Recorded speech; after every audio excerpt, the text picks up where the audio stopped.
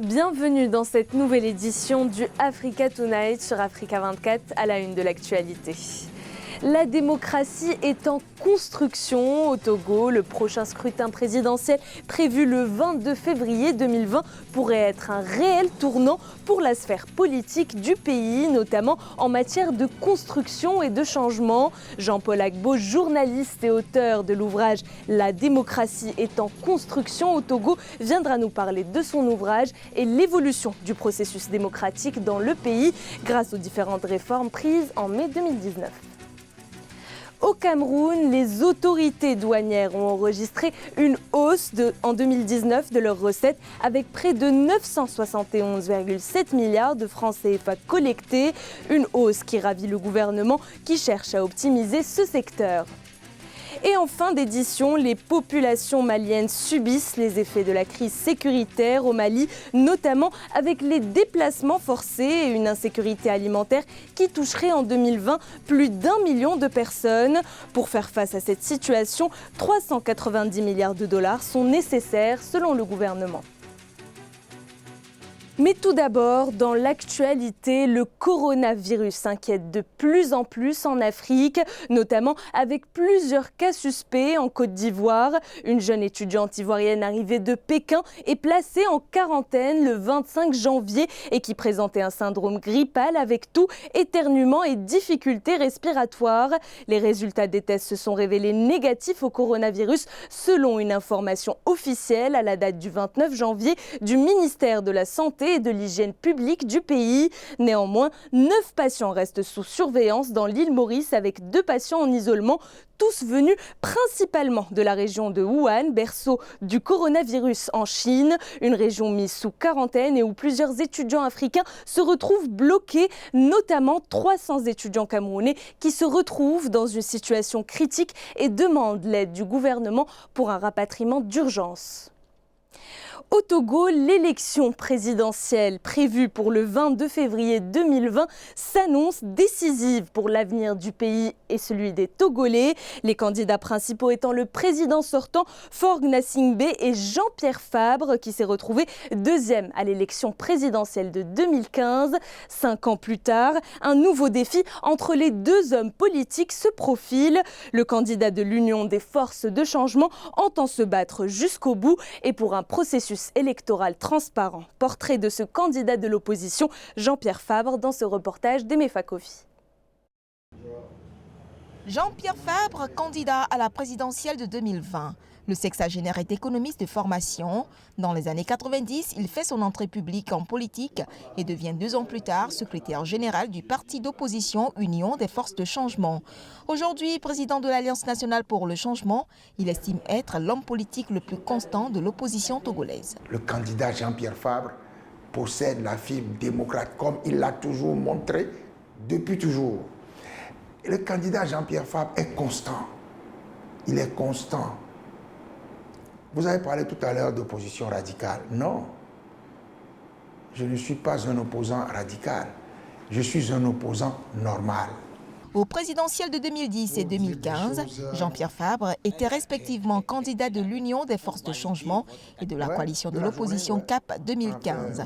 L'Alliance nationale pour le changement, son parti qu'il a créé le 10 octobre 2010, se présente pour la première fois au scrutin présidentiel dont il entend se battre pour la vérité des urnes. Quand j'entends dire que le candidat, que le RPT Unir n'entend pas aller à un deuxième tour, je me dis, mais dans quel monde sommes-nous ? Nous n'allons pas voter pour nous soumettre à la volonté du RPT Unir. C'est les populations togolaises qui doivent imposer ce qu'elles veulent. En allant voter, d'abord, il ne faut pas rester à la maison, et ensuite en défendant leur vote. Le premier tour de la présidentielle est fixé au 22 février. Jean-Pierre Fabre compte bien remporter ce scrutin. En avril 2015, il obtient un score de 34,95% derrière le président sortant Faure Gnassingbé avec plus de 54% des voix. La démocratie est en construction au Togo, un livre qui décortique le contexte actuel et politique du pays et qui réaffirme l'engagement du Togo dans les réformes entreprises en mai 2019 pour un meilleur processus démocratique dans le pays. Pour en parler, nous recevons l'auteur et journaliste Jean-Paul Agbo. Bienvenue et merci d'avoir accepté notre invitation. Merci de m'avoir invité. Alors, pourquoi dites-vous que la démocratie est en construction au Togo? Simplement parce que il nous a paru pertinent que ce mot est celui qui exprime le mieux la situation politique dans notre pays, qui décrit le mieux cette situation. Et puis aussi, ce mot est celui qui décrit le mieux ce que contient ce livre. Vous savez, le Togo a adopté le pluralisme politique que porte l'État de droit en 1990, après une longue période, à l'instar de ce que les autres pays, beaucoup d'autres pays africains ont également fait au début des années 90, après une longue période des régimes de partis uniques. Donc c'est une jeune expérience, l'expérience démocratique que vit le Togo, donc une expérience d'une trentaine d'années. Et donc cette expérience, cette jeune expérience ne peut être vue que sous le prisme d'un chantier, que sous le prisme d'un processus, donc d'où le mot construction. La deuxième raison, c'est que la vie politique au Togo comme ailleurs est une vie politique non statique. Elle est faite de situations dynamiques, entrecoupées de tensions, de moments d'apaisement, de flux, de reflux, et de progrès et de régression. Donc, de ce point de vue également, ça ne peut qu'être un chantier qui connaît des évolutions positives, comme c'est le cas aujourd'hui avec les réformes institutionnelles et constitutionnelles. En parlant de ces réformes, les récentes réformes entreprises en mai 2019, est-ce qu'elles participent à cette construction selon vous et mettent-elles fin à la crise politique togolaise ? En tout cas, elle participe à la consolidation de notre architecture démocratique. Vous savez que dans beaucoup de pays, y compris même le Togo, des réformes sont faites en réalité pour le maintien au pouvoir du président qui est en place. Ce qui a été fait au Togo récemment, notamment sur la question de la limitation du mandat, c'est justement pour que le mandat du président actuel soit limité, ce qui n'était pas le cas avant. Donc, pendant une vingtaine d'années au Togo, le débat public a tourné autour des questions de réformes institutionnelles et constitutionnelles. Ça a été les revendications majeures de l'opposition. Aujourd'hui que ces réformes ont été opérées, on peut présumer, même si on ne sait jamais, on ne lit pas dans le marc de café, on peut présumer que cette question, en tout cas, a été évacuée et que le débat public qui ne va pas s'arrêter parce que des réformes ont été faites, le débat public va continuer sur d'autres questions, et peut-être celle qui intéresse davantage les Togolais, et qui fait partie de leurs préoccupations quotidiennes, la question de la santé, la question de l'éducation, la question de l'agriculture, la question du genre, etc. Donc, si elle ne met pas fin au débat public, elle met fin aux polémiques autour de la question du renforcement de l'état de droit dans notre pays. Alors l'actualité au Togo, c'est surtout les élections présidentielles du 22 février 2020. Quels sont à votre avis les enjeux de ce scrutin et dans quelles conditions vont-elles se dérouler ? Alors disons que l'enjeu principal pour moi, c'est le renforcement de l'état de droit et de la démocratie togolaise dont on vient de parler. Après toutes ces séquences consacrées aux réformes politiques et institutionnelles, il s'agit de voir si véritablement on va faire un saut qualitatif justement dans cet état de droit. Donc aujourd'hui, au vu du contexte dans lequel la pré-campagne se déroule, on peut présumer que l'élection va se dérouler dans des conditions, j'allais dire, apaisées, en espérant, contrairement aux années passées, que l'issue du scrutin va être acceptée par tous les acteurs qui sont beaucoup plus importants que les années précédentes. On va aussi regarder de près le taux de participation, parce que comme vous le savez, il y a un certain nombre de leaders qui ont appelé à boycotter le scrutin, ou en tout cas se mettre en marge du scrutin. Donc est-ce que leur parole va être entendue? Et puis aussi peut-être la question du renouvellement de la classe politique togolaise, parce que les acteurs qui ont animé la vie publique togolaise depuis l'époque de la conférence nationale, aujourd'hui, jusqu'à aujourd'hui, cette classe est un peu vieillissante. On ne fait pas du délit de vieillesse, mais cette classe a été assez vieillissante. Et donc, après cette élection, nécessairement, il va y avoir un besoin de renouvellement de cette classe politique avec peut-être l'émergence de nouvelles pousses. Donc ça fait partie aussi des enjeux du scrutin du 22 février. Jean-Paul Agbo, merci d'avoir répondu à nos questions. Je rappelle que vous êtes journaliste et auteur de l'ouvrage « La démocratie est en construction au Togo ». Merci. Des recettes douanières en hausse au Cameroun pour cette année 2019, une hausse évaluée à 971,7 milliards de francs CFA, des résultats fortement appréciés et félicités par le gouvernement. En 2020, le cap sera sur l'optimisation de ces recettes. Il sera question notamment pour la Direction générale des douanes d'améliorer la compétitivité économique, la collecte optimale des recettes et la sécurité. Les précisions dans ce sujet de Nathalie Mo. En 2019, les recettes douanières du Cameroun ont connu une hausse. Les douanes ont collecté 971,7 milliards de francs CFA au terme de l'année sous revue. Cette performance représente une augmentation de 46,7 milliards de francs CFA par rapport aux 925 milliards de francs CFA collectés en 2018. Des résultats obtenus dans un contexte de contraction de l'économie qui ont suscité les appréciations du gouvernement.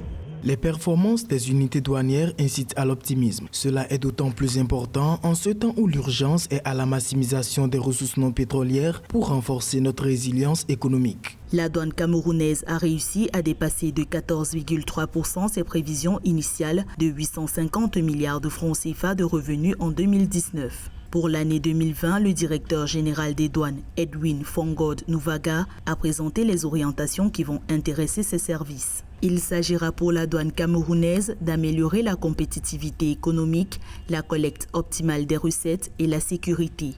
Les mesures prises par le secteur douanier ne sont pas toujours en adéquation avec la régulation de l'économie. C'est un arbitrage que l'État se doit de faire, de renforcer le dialogue public-privé pour les questions de douane. Les performances douanières du Cameroun poursuivent leur courbe évolutive. En 11 ans, le pays a doublé ses recettes douanières, passé de 401 à 803 milliards de francs CFA entre 2007 et 2018. Pour 2020, le ministère des Finances prévoit des revenus douaniers de l'ordre de 905 milliards de francs CFA. Des tensions sont palpables dans les universités et les instituts supérieurs de Kinshasa en République démocratique du Congo. Des tensions notamment à l'UNIKIN, la plus grande université du pays, où des discussions entre les autorités académiques et les étudiants sont en cours pour trouver un terrain d'entente sur les frais à payer. Les cours ne pourront reprendre que le 24 février si ces discussions aboutissent à un accord. Un impact négatif sur le calendrier universitaire qui se retrouve complètement décalé. Reportage de notre correspondant Jacques Amboka. En République démocratique du Congo, l'année académique en cours connaît quelques turbulences dans certains établissements publics. Si, à l'Institut des sciences et techniques de l'information, les cours ont repris après les troubles enregistrés la semaine dernière, à l'Université de Kinshasa, toute activité reste suspendue depuis le 9 janvier 2020. À l'issue des différentes réunions que nous avons tenues, nous avons de commun accord trouvé une date avec le gouvernement et l'Université de Kinshasa. La date pour la reprise des activités académiques est prévue pour le 24 février. C'est à cette date-là que toutes les activités académiques vont reprendre à l'Université de Kinshasa. À la base de ces troubles enregistrés dans ces universités et instituts supérieurs, qui pour d'autres cas est une conséquence de cours d'échange entre les francs congolais et les dollars américains. Ici, à l'Institut supérieur du commerce, qui a connu des troubles le 27 janvier, on affirme n'avoir pas majoré. Les montants des frais académiques sont fixés conformément à l'instruction académique définie par le ministre des tutelles. Mais en attendant que le ministre de tutelle sorte son instruction académique, nous demandons aux étudiants de payer un acompte de 200 000 francs. C'est ce que nous faisons chaque année. Notons tout de même que les frais académiques dans la plupart des universités publiques congolaises tournent autour de 180 à 300 $ américains. Des frais qui tiennent compte des conditions sociales difficiles dans lesquelles vit la majorité des Congolais. Pour bon nombre d'observateurs, l'université congolaise est basée sur une formation des masses qui n'est pas sans conséquence sur la qualité. Les populations subissent de plus en plus les effets de la crise sécuritaire au Mali. De 2019 à 2020, le nombre de personnes déplacées a grimpé à plus de 100 000 personnes. À cela s'ajoute une insécurité alimentaire croissante, amenant une situation humanitaire critique dans le pays. Plus d'1 million de personnes devraient être impactées par cette crise durant le premier semestre 2020. Pour faire face à ce fléau, 390 millions de dollars sont nécessaires pour aider les populations. Un sujet de Victoria Sedji. La situation humanitaire au Mali va continuer à se dégrader en raison de l'escalade de la violence. Les Nations Unies estiment le nombre de déplacés actuel à plus de 200 000 contre 80 000 en 2019. Pour y faire face, il faudrait mobiliser un financement de 390 millions de dollars. La conférence d'Addis Abeba a réaffirmé selon déjà en 2015 de l'urgence humanitaire, alors que le programme alimentaire mondial déjà avait déjà interpellé notamment de ses capacités de stockage qui étaient très limitées. L'urgence aujourd'hui, c'est d'organiser une table ronde des bailleurs de fonds et notamment renforcer la collaboration avec les ONG locales pour que ces différents acteurs qui interviennent dans la gestion de la crise humanitaire dans le Nord puissent mobiliser suffisamment de fonds. D'après l'Organisation des Nations Unies, 1,2 million de personnes au Mali sont menacées par l'insécurité alimentaire d'ici à juin 2020. 70% d'entre elles vivent à Mopti, Tombouctou et Gao, des régions qui sont le théâtre de conflits armés violents permanents. Pour accompagner la stratégie gouvernementale, un plan de réponse humanitaire a été élaboré. Il devrait toucher 20% de la population. L'évolution de la crise sécuritaire a fini alors par reléguer au second plan les questions humanitaires au Mali. Vous avez des questions humanitaires également au Niger, des questions humanitaires également au Burkina Faso, qui font qu'aujourd'hui, si la communauté internationale n'essaye pas d'établir une synergie d'action, il est évident que nous allons arriver véritablement à une généralisation de cette crise humanitaire. Avec l'appui des autorités locales, l'ONU et ses partenaires ont secouru en 2019 près de 900 000 personnes, mais cela reste insuffisant. Le plan de réponse humanitaire doit encore mobiliser 365,6 millions de dollars dans un contexte de crise à répétition presque généralisée au Sahel. C'était le journal de la rédaction. Merci de votre fidélité. Retrouvez dans un instant une nouvelle édition de l'information sur Africa 24.